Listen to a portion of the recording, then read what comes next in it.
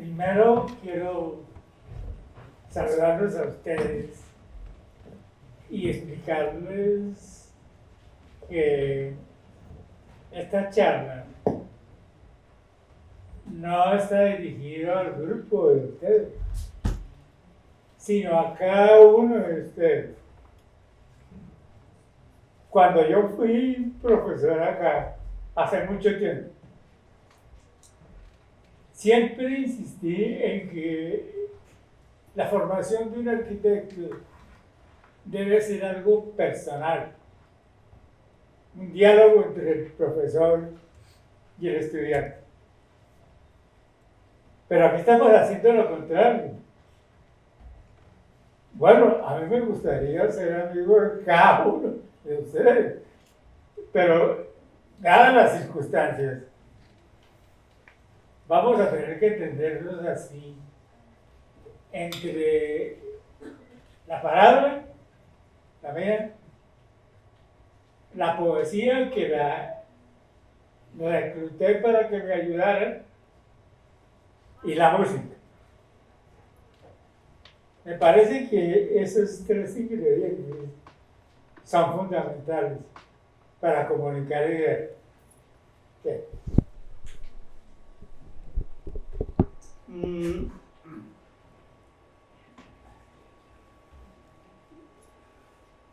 Me pregunto qué estoy haciendo aquí en la clase de la profesora Cristina Albornoz. Si yo vengo de las profundidades del pasado uniandino, ustedes apenas inician la extraña tarea de estudiar arquitectura y yo soy 16 años más viejo que la Universidad de los Andes. Lo que significa que desde hace 67 de ellos estoy vinculado a esto. Contando desde que fui, como ustedes, un novato que ignoraba en qué aventura se había embarcado. Fui, y en cierto modo sigo siendo, estudiante, profesor, restaurador, historiador, fotógrafo y crítico. Soy ahora un antiguo fantasma académico.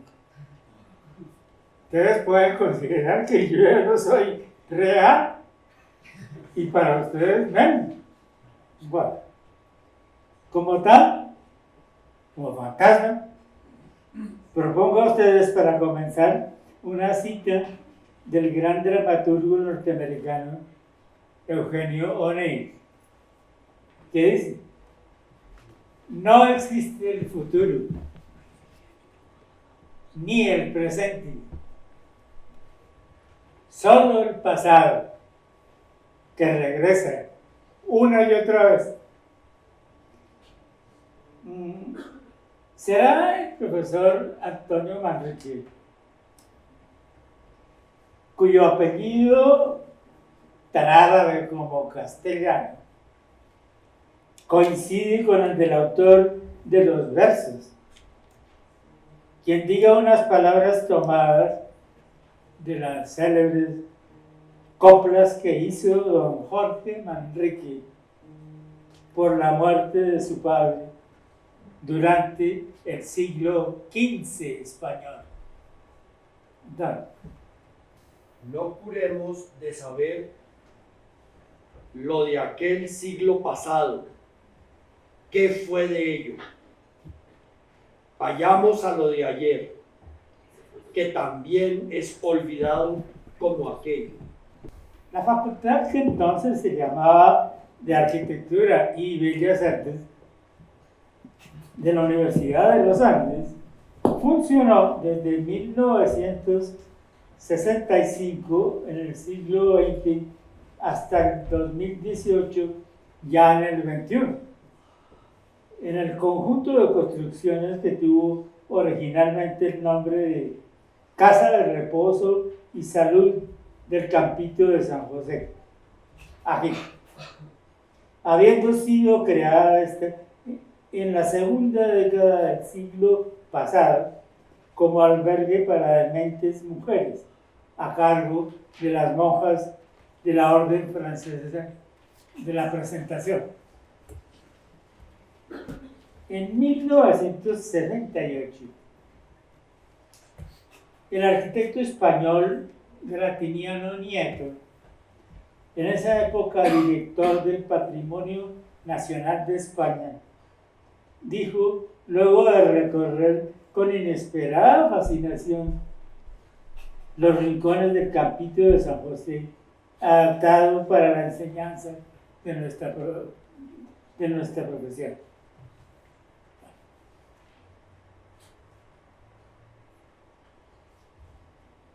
Vamos, que esta es una facultad de arquitectura única en el mundo.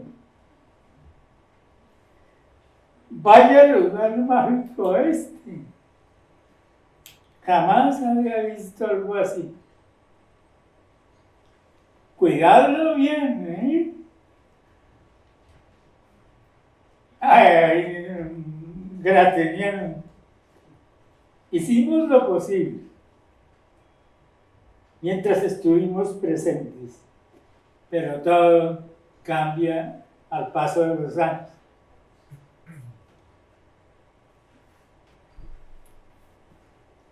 Y al bajar a la ciudad y ver de lejos las modestas construcciones del Campito en medio de su paisaje gentil, en las estribaciones de los cerros vecinos, exclamó el Generalife.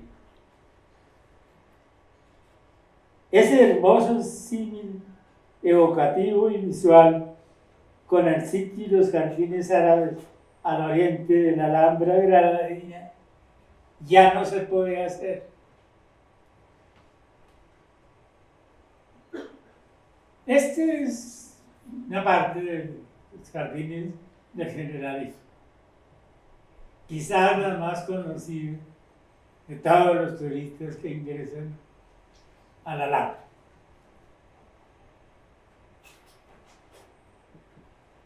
Y el patio de los Rosales, que tiene esa asombrosa sala hecha de agua. Bueno.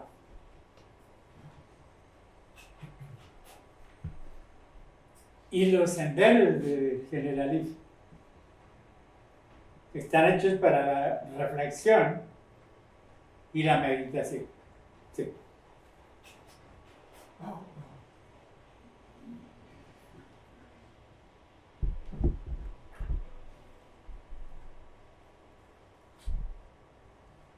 Generalife es la fusión castellana de dos vocablos árabes, genil, jardín, huerta, y alarif, constructor y por extensión de términos arquitecto, el jardín del arquitecto.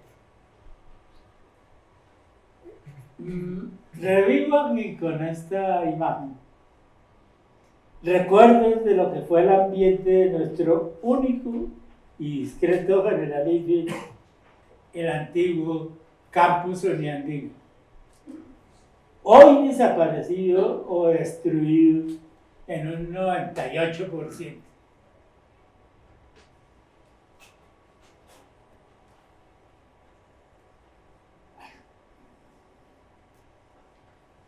Es una cruel ironía que fueran arquitectos, unos uniandinos y otros no, quienes obliteraron esa vista estupenda con sus modernidades, desfiguraron luego y anularon por último el carácter y el valor ambiental y paisajístico de ese lugar originalmente maravilloso.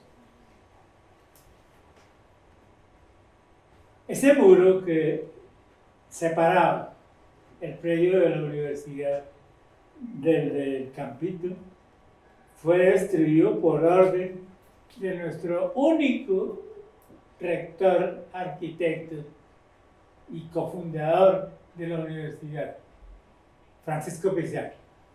Bueno.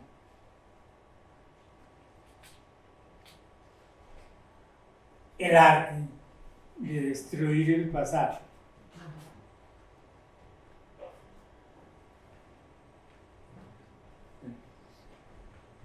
Según el destacado filósofo colombiano y cofundador de la universidad, Nicolás Gómez de Ávila, el mundo de la técnica no se opone al de la estética, sino al de la gracia.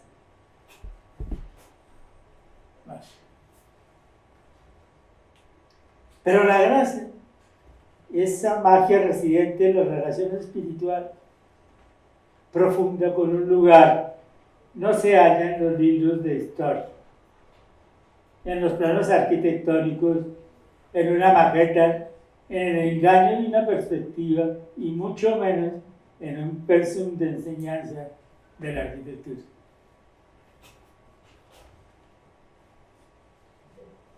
El capítulo de San José, ¿gran arquitectura? No, jamás. Construcciones humildes, sí, pero también dotadas de gracia, bellas, si se miran con el corazón. Ante todo, arquitectura sin arquitectos, sin academia de por medio, sin los caprichos vanidosos de los unos, ni las imposiciones abusivas de los otros. Construcciones de artesanos, alarijes, albañiles, carpinteros, entejadores y pintores de brocha gorda. El capítulo de San José es tosco, arbitrario, incómodo y radicalmente antifuncional en el sentido moderno y utilitario del término, pero también a su manera complejo, laberíntico, hermoso y áspero como la vida misma. Sus componentes son una sucesión inconexa,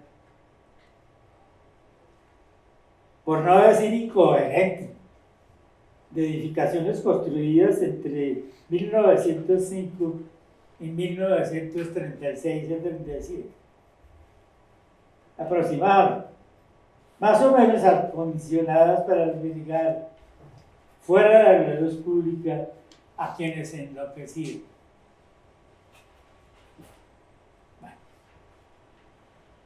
No es posible establecer una cronología precisa del proceso por el cual fueron apareciendo las construcciones del capítulo, pues allí abundaron las improvisaciones, las adiciones, las interminables reformas, las demoliciones o las ampliaciones, en la medida en que existieran recursos para ese azaroso tejemanejo. Esa anarquía espacial del capítulo, ¿qué es en el fondo? El filósofo francés Henri Bergson provee una sabia respuesta. El caos es simplemente un orden que no estábamos buscando.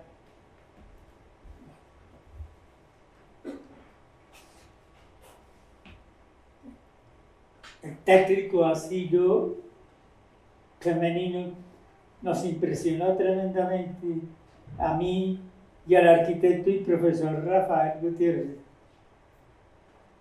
con quien emprendimos la tarea de saber qué era y luego de rescatarlo y adaptarlo a otra incongruente dimensión de uso y espíritu.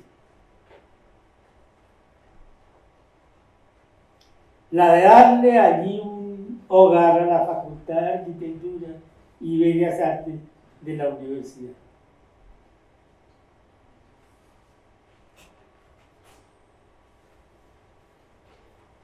Espantados por el ominoso asilo, directivos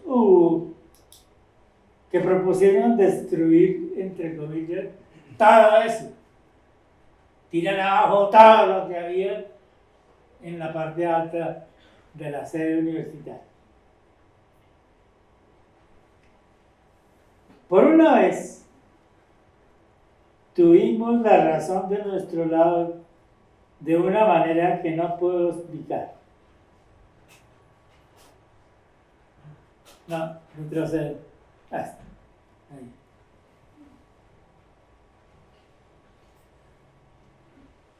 Vimos tras ese mundo grisáceo de la demencia, del sufrimiento, de la melancólica tristeza, en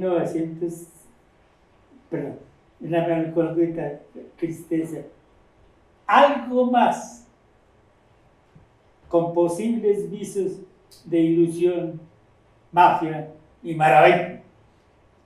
Iniciamos la tarea en 1965 en medio del escepticismo y oposición de buena parte de la universidad para darle a esas incomprensibles edificaciones una segunda vida, un segundo sentido de significación y una nueva dosis de gracia y afecto.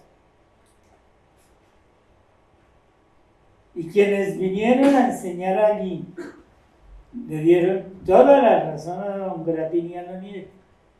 Sin proponernos esa meta, fuimos creando a través de los años un lugar único en la ciudad y quizás en el mundo.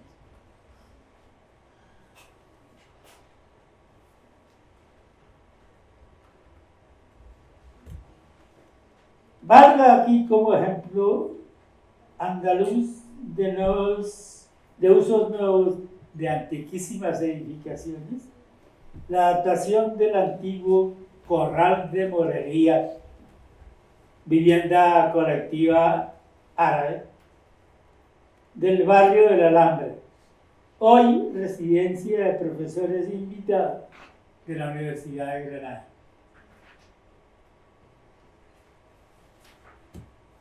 Bien, para ilustrar un poco la bellísima fotografía de Germán, una pieza de Alonso de Mudarra que se llama Fantasía, que contrahace el arpa a la manera de Ludovico, un arpista italiano en la corte de los reyes católicos.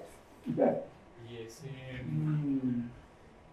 un poco una estructura muy sencilla, ornada como las bellas ornamentaciones que se pueden ver en cualquier rincón de Andalucía.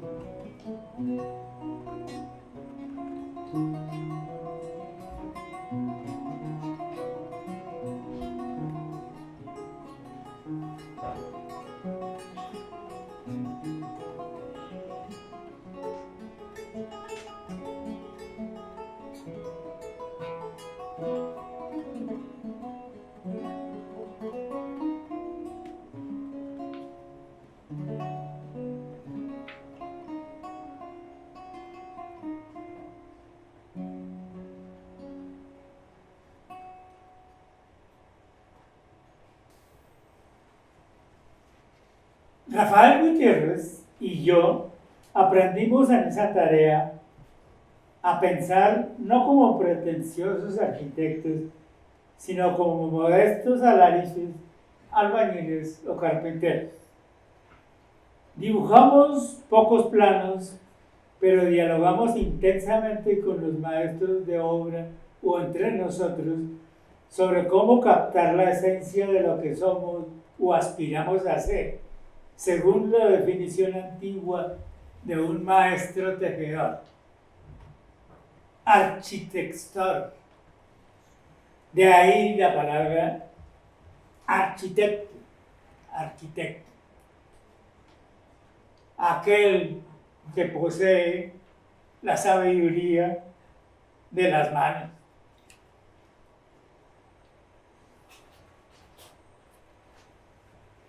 El único bloque discordante del Campito es también la única creación de arquitectos localizada allí hasta hace muy poco tiempo.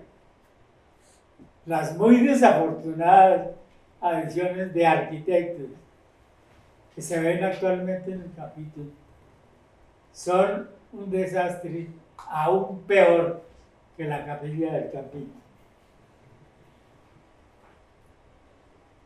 La capilla para las monjas de la Presentación fue dejada sin terminar en 1933, o sea que ese edificio tiene exactamente la misma edad mía. Proyecto tan mediocre o tan torpe que ni siquiera fue incluido en la minuciosa monografía elaborada entre 7 investigadores de la Universidad Nacional sobre la obra del ingeniero arquitecto Alberto Manrique Martín. Bien. Apelo aquí a 2 Antonios. El uno, Machado, poeta andaluz del siglo XX, y el otro, Manrique, para que diga esa espléndida condensación de lo que fue y sigue siendo el Campito en la historia. ¿Me Antonio? Ni mármol duro y eterno, ni música ni pintura, sino palabra en el tiempo. Estamos entonces en la palabra en el tiempo. Esa lección de historia de la arquitectura ya no va a pasar a la historia de cada uno de ustedes, como pasó a la de sus inmediatos predecesores estudiantiles. Historia viva en una época de esta facultad en la cual la enseñanza de aquella está, por decirlo menos, muy disminuida. Tiempos hubo en los que fue materia básica esencial, pero la moda ahora es la tecnología. Como si esta fuera algo nuevo, como si ella misma no tuviera también una historia, perteneciendo por lo tanto al pasado. Ustedes ya no intentarán estudiar arquitectura en el incómodo y laberíntico, pero evocativo y acogedor Campito de San José.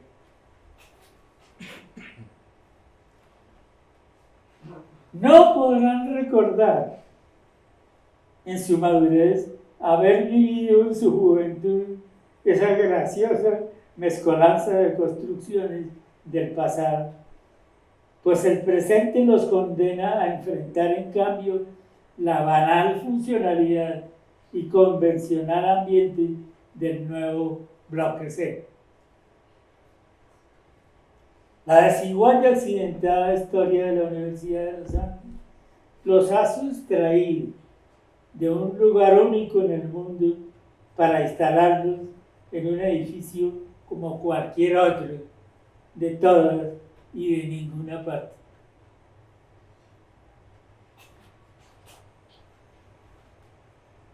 ¿Cómo resumir la futura historia de cada uno de ustedes?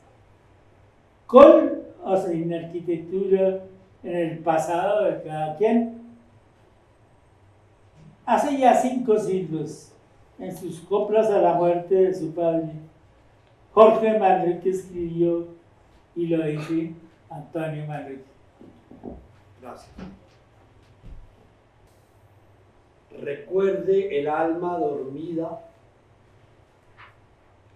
avive el seso y despierte, contemplando cómo se pasa la vida, cómo se viene la muerte, tan callando.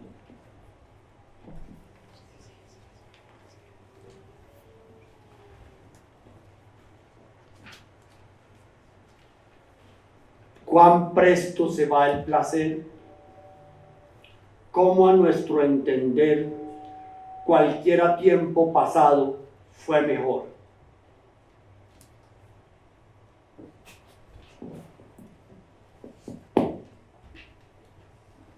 Las humildes construcciones del Campito de San José vienen de muy lejos en la historia.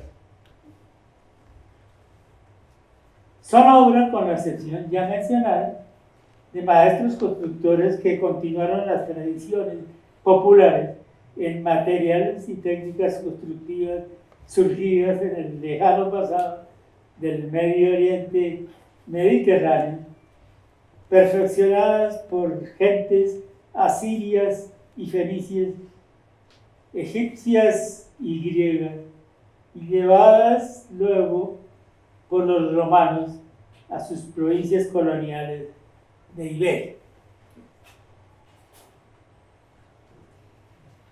Este es el pueblo andaluz de Olvera, en 1970. Si ustedes van a Olvera, verán que esta unanimidad, esta armonía dentro de la variedad ya no existe. Está muy contaminada por edificaciones de varios pisos, por la imposibilidad del patrimonio español de controlar cada casa de cada pueblo de España. De allí, filtradas hacia el Nuevo Mundo a través de lo que fueron los reinos islámicos de Andalucía, recién reconquistados por los castellanos cristianizados y llevados al Nuevo Mundo, el nuevo reino de Granada incluido. Ciertamente, no por arquitectos, sino por alarices, albañiles o carpinteros. Tradiciones abandonadas y retomadas durante el siglo XIX y vivas todavía cuando al comenzar el siglo XX, poco a poco, improvisando a la buena de Dios, se construyó el Campito de San José.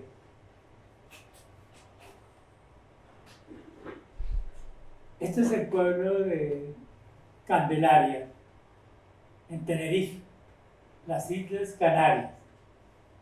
Las Canarias fueron colonizadas a tiempo con los reinos de ultramar, las provincias de ultramar, en el Nuevo Mundo.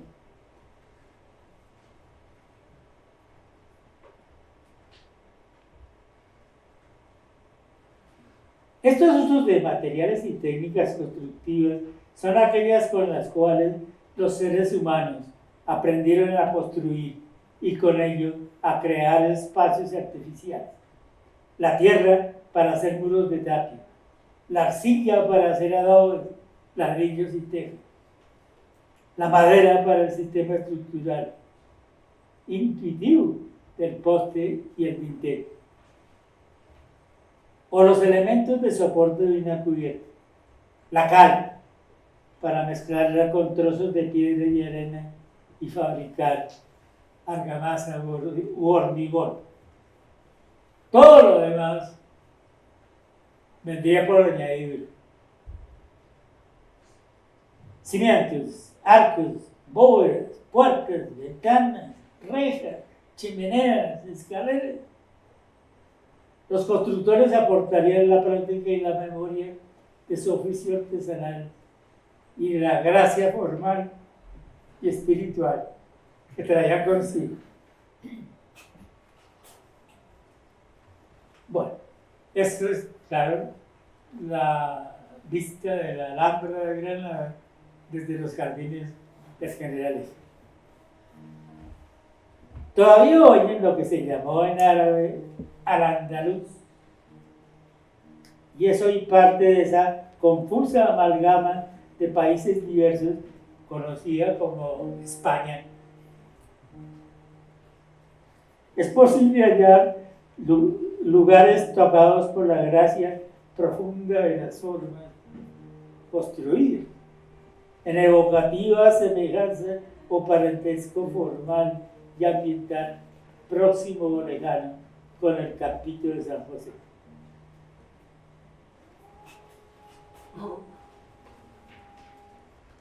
Escojo al azar. Azar es una palabra árabe también. De la geografía andaluza, el barrio de Albaicín, otra palabra árabe, adaptada al latín vulgar, bacín, vasija o recipiente pequeño de usos múltiples. Situado al costado norte de la Alhambra, en Granada, sede de los Reyes Nazaríes.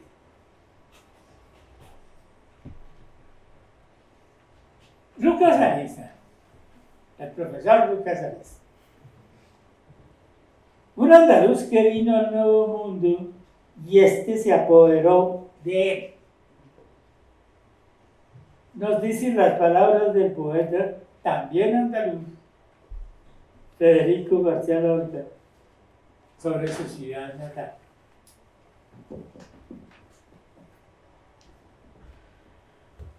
Oh ciudad de los gitanos, ¿quién te vio y no te recuerda? Dejadla lejos del mar, sin peines para sus crenchas. Oh ciudad de los gitanos, ¿quién te vio y no te recuerda? Que te busquen en mi frente, juego de luna y arena. Este es el barrio del Albaicín visto desde la torre del Mejuar, el oratorio de los Reyes Nazaríes.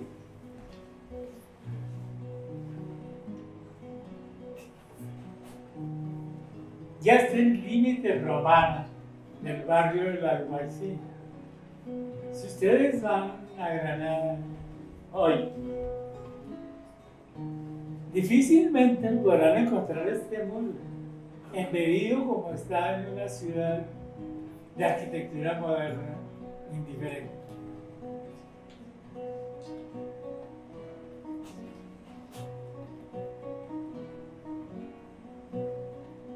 En Albaicín vivieron muchos de los constructores y decoradores del conjunto de palacios y barrios de la Alhambra, en árabe clásico, la rojiza, Alhambra, en la fonética castellana. En sitios como este barrio originalmente musulmán, laberíntico, complicado y sencillo a la vez, se inicia el periplo hacia el nuevo mundo de conjuntos de edificaciones que aún hoy observamos en número rápidamente decreciente en campos, pueblos y ciudades colombianas de origen colonial y de modo sorprendente en los sucesivos tramos del Campito de San José, erigidos en pleno siglo XX. Esa historia, desafortunadamente, está desapareciendo cada vez más rápidamente, tanto en Andalucía La Mancha y Castilla, como en los países iberoamericanos que formaron parte del Imperio Español.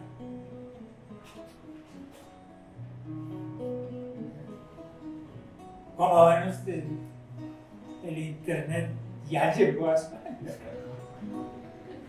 Bueno,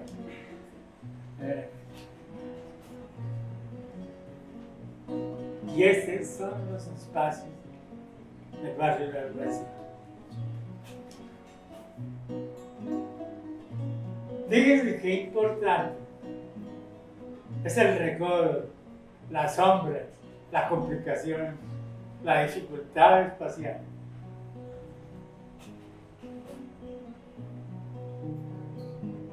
Y la arquitectura tiene que ser un relato, un recorrido. Si no hay relato, no hay sensación y no hay emoción. Y claro, aquí llegó el progreso al Albaicín. Lo mismo que está ocurriendo en el campus de la Universidad de los Andes. Aquí llegó el bulldozer para excavar en el atrio de la iglesia del Rosario de Albaicín para hacer 2 sótanos de parqueaderos subterráneos.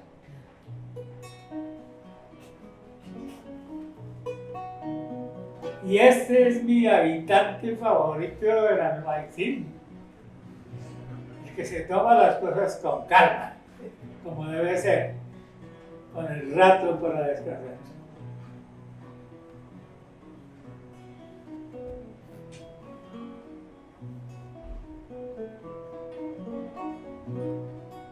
Sí. En el campo andaluz y en los más antiguos y pequeños pueblos de fundación islámica o cristiana, se inicia en los últimos años del siglo XV esa aventura de las formas construidas hacia el otro lado del mar Océano. En las casas de hacienda, las alquerías y casas campesinas estuvo la semilla de conjuntos de edificaciones de crecimiento gradual y aleatorio, que sería también la definición del proceso por el cual aparece ya en pleno siglo XX el Campito de San José.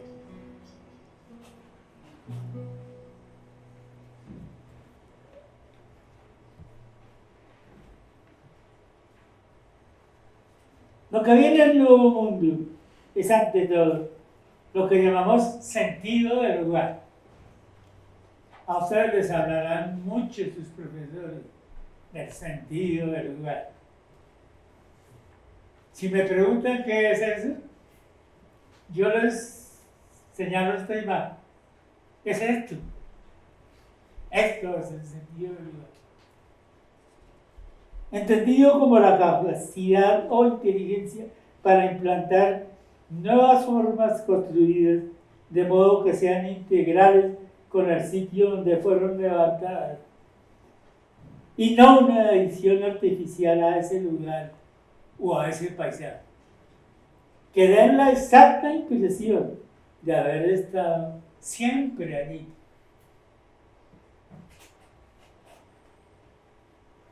En La Mancha aparece así, en los años 70 del siglo pasado, la dramática belleza de pueblos y ciudades, que es un fenómeno efímero, condenado a muerte en menos de 25 años. Una generación, puesto que la modernidad socioeconómica y política, así como las costumbres y forma de vida en su acelerada transformación, se han ocupado de borrar del mapa de España un enorme y creciente porcentaje del patrimonio o variedad de construcciones, espacio y carácter que configuran su pasado.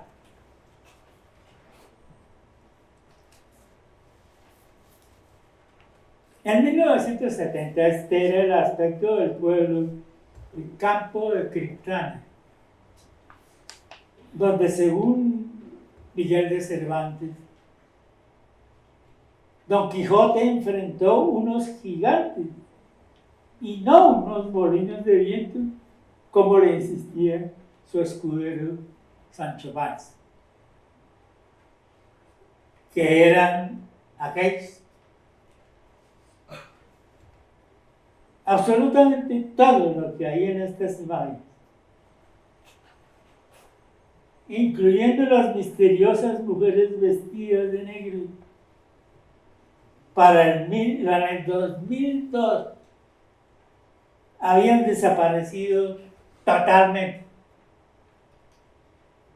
En su lugar hay ahora el exacto equivalente estético y ambiental de la triste y dolorosa entrada por Soacha al sur de la capital colombiana. Bueno, quizás peor. Los molinos de Quetlana sobreviven mal que bien, estrechamente rodeados de física basura arquitectónica comercial.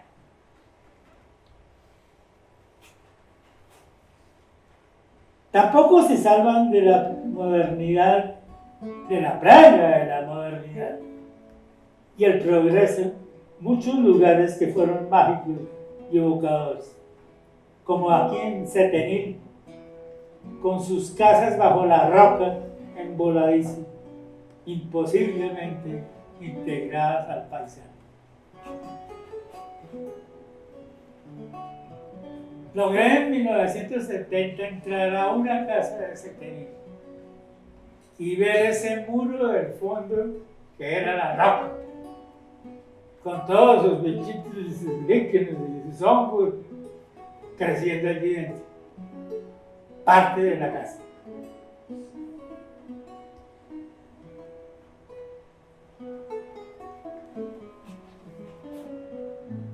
Y aquí llegó el progreso, y las instituciones, y la educación, y la salud a Setenil. ¿Por qué no la pusieron en otra parte? ¿Por qué tiene que ser encima y no al lado del pasado?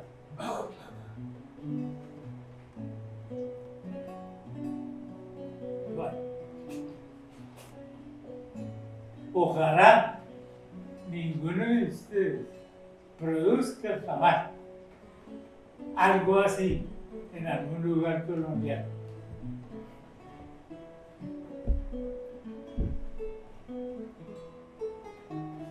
O en Sahara de la Sierra. Sahara significa en árabe clásico jardín florido, cuyo aspecto en 1970 está hoy algo alterado, pero aún es impresionante.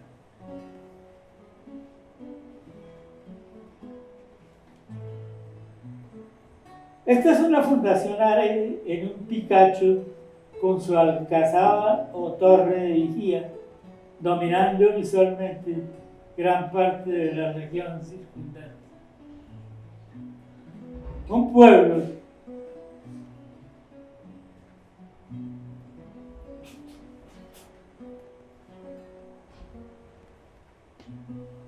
como diría Federico García Lorca,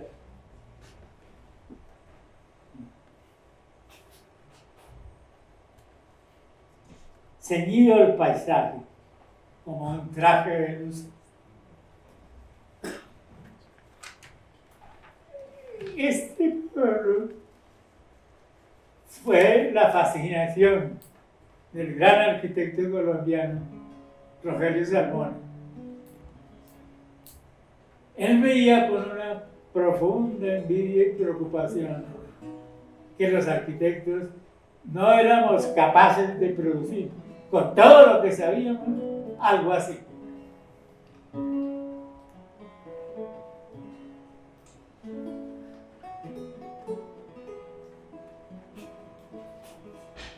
La calle principal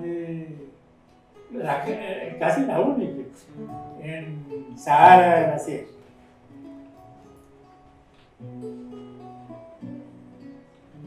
Ustedes han visto en la arquitectura moderna una calle rítmica como de música.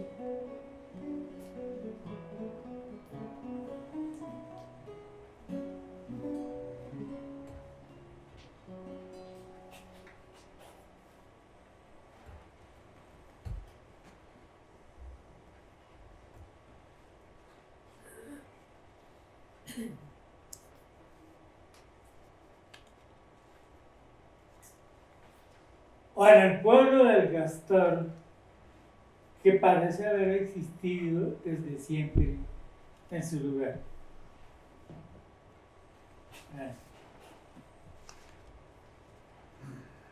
O la Campana, un pueblo creado a lo largo de un recto camino.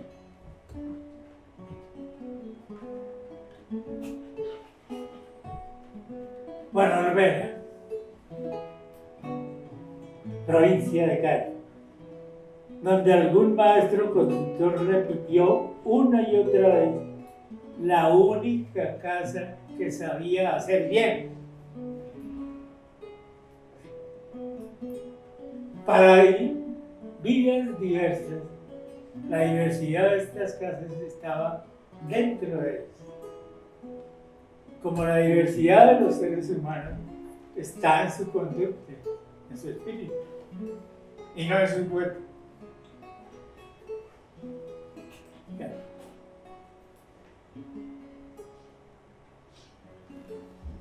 O los albañiles que le dieron magia al pueblo que llevaría el nombre de sus recursos constructivos, Arcos de la Frontera. La gracia, escondida en todas partes.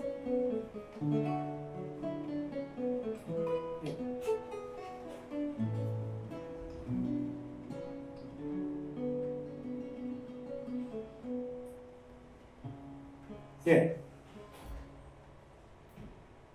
En Hispania, nombre romano, con los colonizadores romanos y luego en Castilla o Andalucía medievales, renace una y otra vez la idea básica que orientará prácticamente toda la creación de espacios urbanos y domésticos propios de la suma de culturas europeas venida al Nuevo Mundo.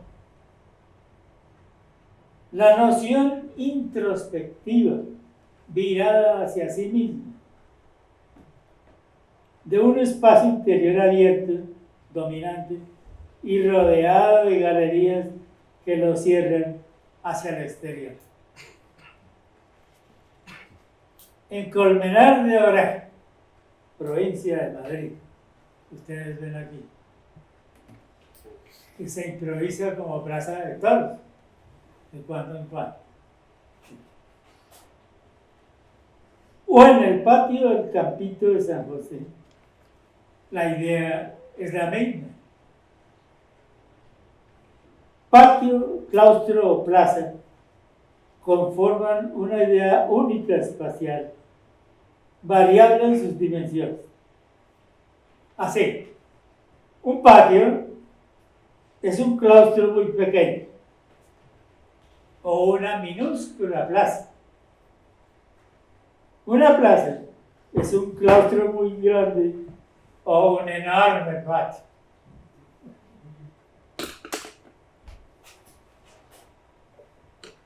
Las siguientes dos imágenes, esta y la próxima, son una de un pueblo de origen muisca en Boyacá y la otra una aldea en el sur de Andalucía, Tutasá y Carcahué. ¿Cuál es cuál? ¿Cuál es la aldea americana? ¿Esta o la primera? ¿Y por qué?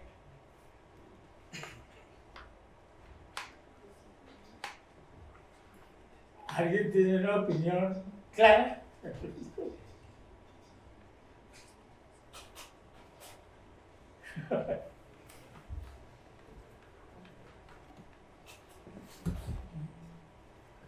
Bueno, vuelve a te. Calcahuay es identificable porque tiene al tope de la colina la alcazaba, la torre de vigía árabe. Pero no te entiendes cómo el crecimiento del pueblo a lo largo de los caminos es exactamente el mismo en ambos casos. El empleo de materiales es exactamente igual. Lo que cambia es el paisaje.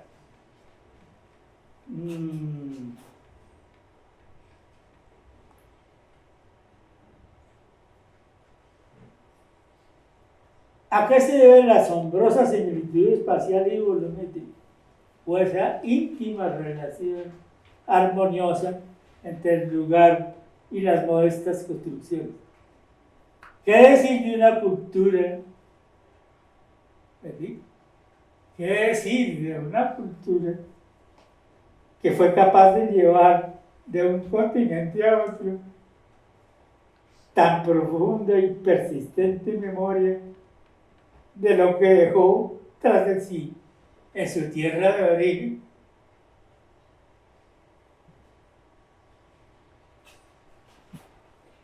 También las calles manchegas se fueron de viaje al Nuevo Mundo. En el Toboso, aquí, el pueblo donde Don Quijote halló a la Dulcinea de sus sueños, esta calle llevó ese nombre romántico hasta que en la década de los 90, en el siglo pasado, desapareció por completo en favor de una avenida bordeada de edificios comerciales y de apartamentos. Ya no existe la calle de Dulcinea.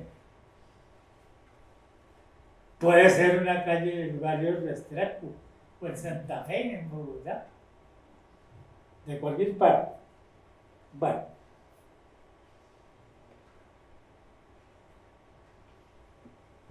un equivalente colombiano de la antigua calle sería la de Tumba Muerto, la tumba del muerto, en Cartagena. El ambiente y el sentido de lo que es una casa, una calle o todo un barrio, al duro calor veraniego andaluz o al interminable del trópico caribeño, al decir de un maestro de obra, amigo mío, aquí o allá es lo mismo, pero distinto. Sí, es lo mismo, pero distinto. Fantástica paradoja y bella analogía. Andalucía es la misma y diferente a la vez en Europa o en América. La inspiración urbanística o arquitectónica no tuvo inconveniente en transponer el mar océano, velas al viento, en naos, carracas, carabelas, fragatas o galeones.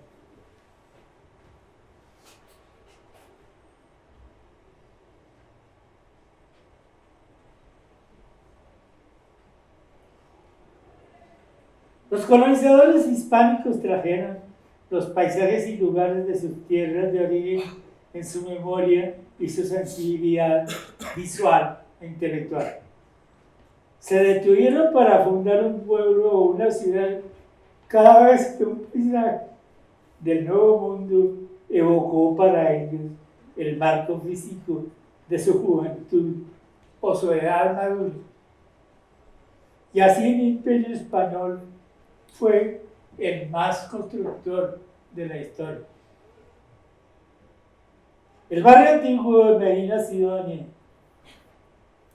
Medina, Madinat, ciudad en árabe, y Sidón, sede de un reino en hebreo antiguo.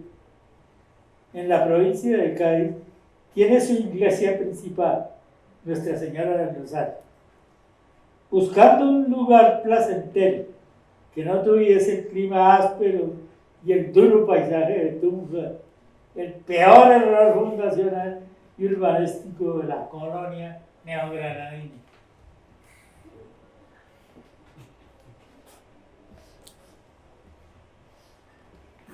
El visitador de la corona, Andrés Díaz Venero de Leiva, halló un valle de clima suave y allí fundó su villa, cuya iglesia tuvo no solo la misma advocación y volumetría arquitectónica de su contrapartida en Medina Sidonia, sino hasta las mismas armaduras de cubierta, aunque estas en madera nativas de la región.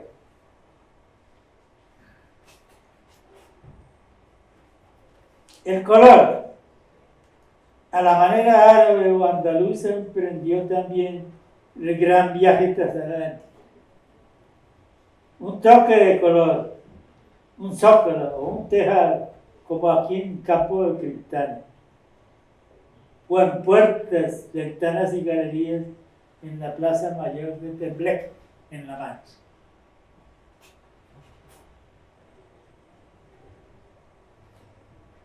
De las pocas plazas conservadas como tales en La Mancha, estrictamente llevadas a la restauración del detalle. Sí. Quiten el color a esta escena. ¿Qué queda?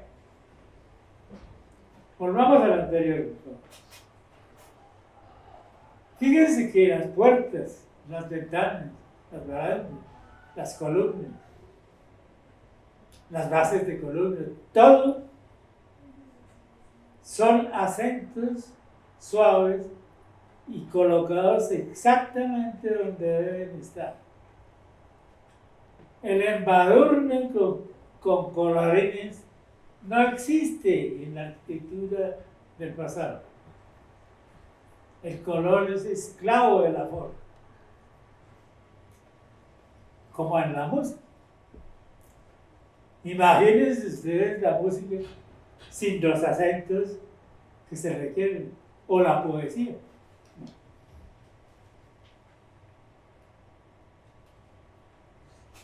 Sí. A ver. Y si ustedes piensan que aquí no hay tanto color, que si no fuera por los vanos de puertas y ventanas, todo sería blanco, en arcos de la frontera. Bueno, y yo les digo, al paso de la luz solar, ese blanco cambia constantemente. Es una verdadera sinfonía de color a lo largo del día. Y una cosa es el blanco en la sombra, y otra cosa el blanco en el sol. Saber cómo se transforma el color bajo la luz es una de las cosas más importantes del diseño arquitectónico de cualquier época.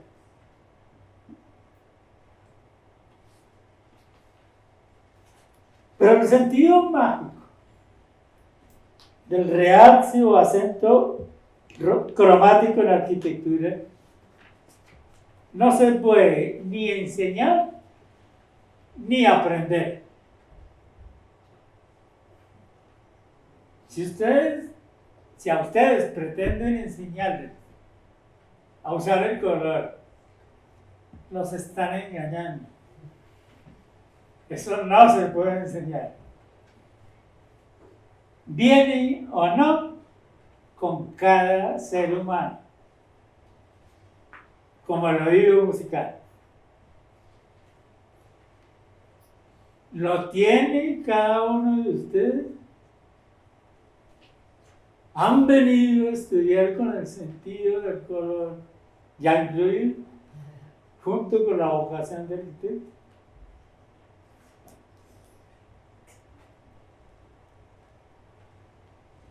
El color es un componente esencial de la arquitectura. Lo es también de la palabra y con ella de la poesía y la música. Recientemente hallé en mi archivo una fotografía de 1970 tomada en el entonces sorprendente pueblo de Puente Genil, provincia de Córdoba, donde sus pobladores decidieron unánimemente usar solo 2 colores para encarar las fachadas de sus casas. Ese hallazgo coincidió mágicamente con otro, el de un poema del gran andaluz Antonio Machado, escrito en 1904 sobre ese mismo lugar. Unas líneas bastaron para traerme el recuerdo del profesor y de vida misma en el campito de San José. Porque aquí las horas, no sé lo que tienen, que invaden el alma. Lo decimos a 2 voces, Lucas, Alisa y yo. Lucas. Puente Genil. De celeste y blanco viste el pueblecillo. De celeste y blanco. Y es viejo a lo noble, joven a lo alegre, con sus 2 colores, de blanco y celeste. Déjalo de pasar, su sabor no pierde, pero es, hace sí, cristiano ferviente. Ora, ríe, canta de blanco y celeste, lleno de poesía y de pena alegre.